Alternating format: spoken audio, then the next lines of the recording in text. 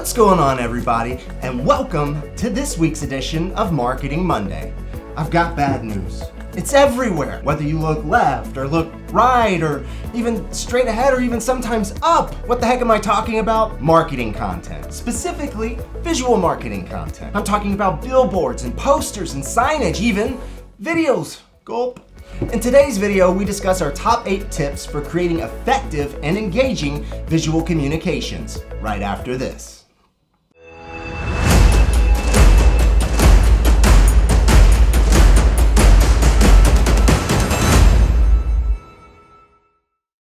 As always, thanks for tuning in. If you like what we're doing, make sure to hit that like button, leave us a comment, or hit the bell icon and subscribe to the channel.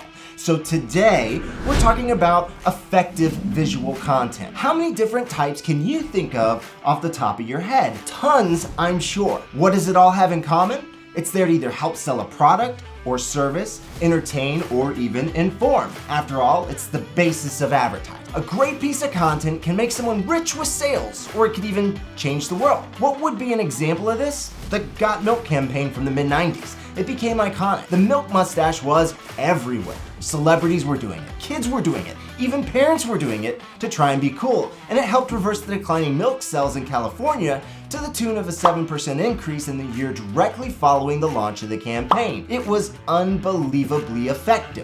Of course, as business owners, content creators, students, or even just someone looking to put a presentation together for a meeting, we know that the way something looks can be powerful, but we don't necessarily know how to make it all work together to create an amazing piece of art. That's why we're going to dive into our top 8 tips for making effective communications. Tip number 1, typography. Typo what? If you're confused by the term, you're not alone. Typography is simply the art or technique of arranging letters or type to make written language legible, readable, and appealing when displayed. It's kind of like the body language of the design world. It's what makes the first impression. Although it sounds simple, there are a lot of factors that go into basic typography. Serifs, stems, hairlines, bowls, axis, linking, looping, teardrops, lobes, ascenders, shoulders, apertures, tails.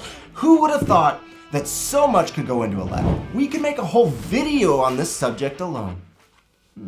Most typography is done through the use of different fonts, and the use of these different fonts can have a massive impact on the way that your message is being perceived. That's why most corporate logos choose to go with some kind of typography as their base. It's usually created down to a single color that can be put on a multitude of different colors. It's also where a good brand guide comes in. Good typography enhances the character of the site and adds a tone of voice that subliminally reinforces what the words say to influence how these words are perceived. So which typography is the best? Well, it's all subjective. It depends on your target market and the emotions that you're trying to evoke. It's a reflection of your brand, so there's no right answer. Tip number 2, spacing. Spacing is an often overlooked consideration when it comes to effective graphic design. There are 4 different terms that you'll hear in regards to spacing. Spacing, kerning, leading, and negative space. Spacing is the distance between words. One of the best quotes I've seen in regard to this went like this: if words are bricks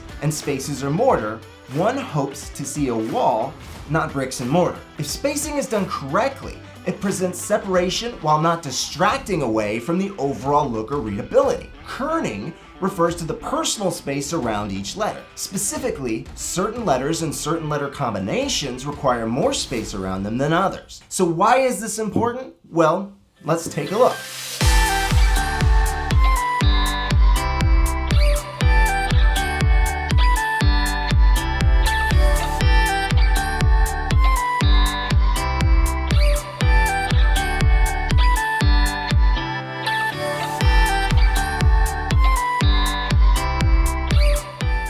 Yikes! Turns out space is more important than these companies realized.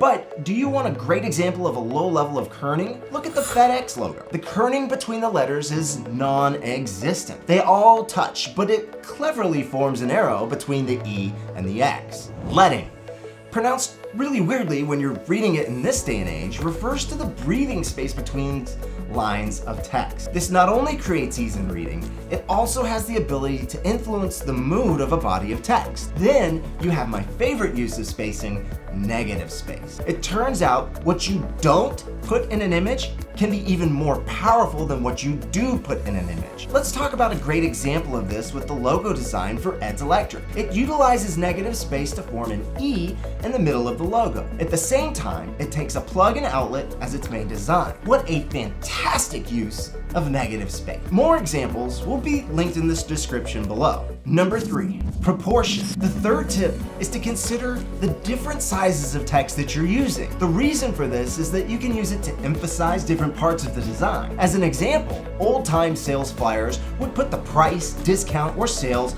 amount in big and bold letters. When comparing to the rest of the type, the font size would be significantly smaller for the rest. It naturally draws the eyes into what the main purpose of the image is. Fun fact though, big doesn't always mean main area of attention. Sometimes it's used to lead your eye to certain text that is smaller but more important. If you make enough, you can also add texture to the background, which helps add depth to the image. Tip number 4, depth. Speaking of depth, it's the next tip on the list and probably the tip that I like to experiment with the most. When I started incorporating more depth into all my designs, it took my skill level to a different plane. Very similarly to spacing, depth adds character and dimension to your design. How does it do that? Well, dimensionality. We're three-dimensional beings and experience the world in this way. We have the x-axis that runs horizontally, the y-axis that runs vertically, and the z-axis that runs front to back to front,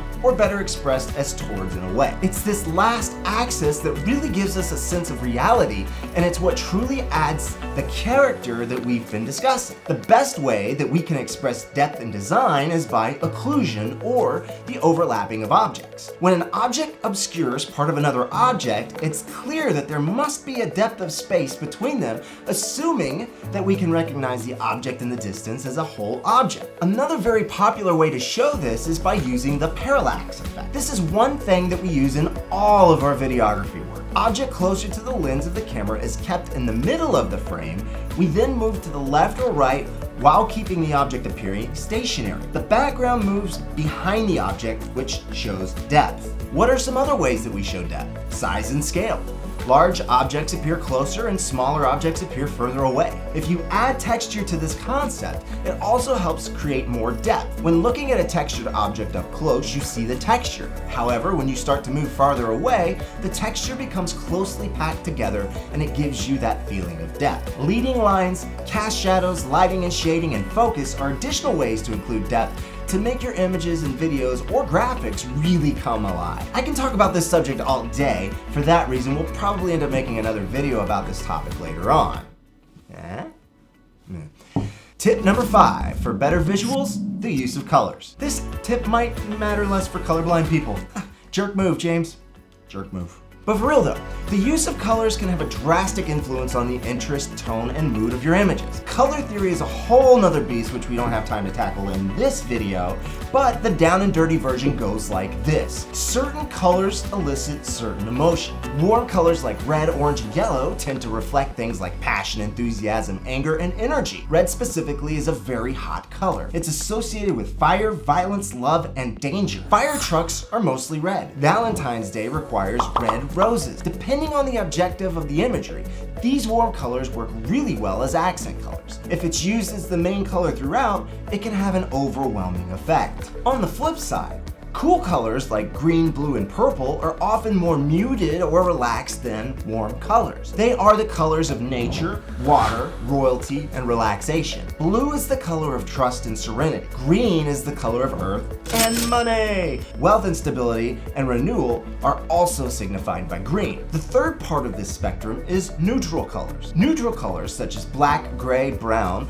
often serve as backdrops in design. These colors don't typically stand alone to make their own impressions, although there are definitely a few meanings still tied to them. An example is black is used for elegance and mystery. It can be associated with evil and death. You will see this color used in luxury car commercials or high-end steakhouses. It's best as a backdrop color. Used in conjunction with a warm color, it helps the idea to really stand out. Again, there's so much color theory to go over, it's truly a fascinating topic. Tip number 6 for making your images better is include data. What do we mean? Tell your audience exactly what you want them to know. Although we process visuals about 60,000 times faster than words, sometimes people just need to be told what to do, and it needs to be spelled out. Data can also make your visuals more interesting if it has something to teach. Make sure you include the other points we've already discussed to make this better. Number 7, iconography. So tip number 7 is use iconography to spice things up. Spice things up? What is this? Come on, relationship advice? So what is iconography? Iconography is the collection of illustrations that help with the interpretation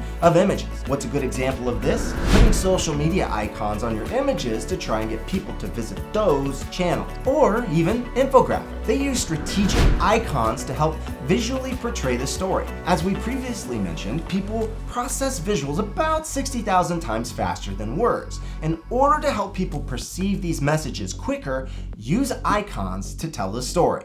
The last tip number 8, is make sure to include a call to action. So what is a call to action? It's a device designed to prompt an immediate response or encourage an immediate sale. Something such as a button. Even better, a button that uses iconography and data to inspire the user to take action. Something like click to buy with an icon of a shopping cart. Why should you include a call to action, otherwise known as a CTA, in your design? A few very simple reasons. Number 1, they boost conversion rates. There are a ridiculous amount of case studies and articles out on the interwebs that support this fact. Number 2, people like to be told what to do. Although most people won't admit it, it makes you use less of your decision-making ability for the day and eases that path. The path to what? It boosts the path to success for your digital advertising. Although this particular tip isn't true for every piece of advertising you'll do, it's still great to keep in mind as it pertains to a lot of them. So there you have it, guys. There are our top 8 ways to start creating effective and engaging visual communications. What do you think? Do you incorporate some, most, or all of these into your work? Is there anything we left out you see a lot of success with? If so, drop it in the comments below. Do you like this kind of content? Be sure to hit the like button and subscribe to the channel. If you have any questions about what we covered, be sure to let us know. Until next Monday.